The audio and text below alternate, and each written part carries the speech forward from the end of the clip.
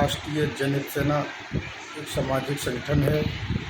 शोषित वंचित किसान, मजदूर, युवा, बेरोजगार साथियों की आवाज़ उठाने के लिए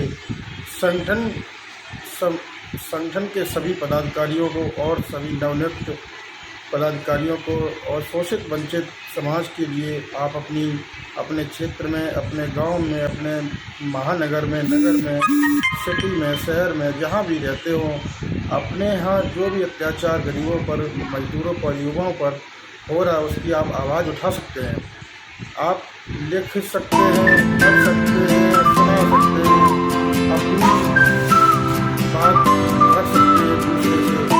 हमारा यही उद्देश्य है, राष्ट्रीय जनहित सेना का यही उद्देश्य है, शोषित समाज को जगाना हमारा है।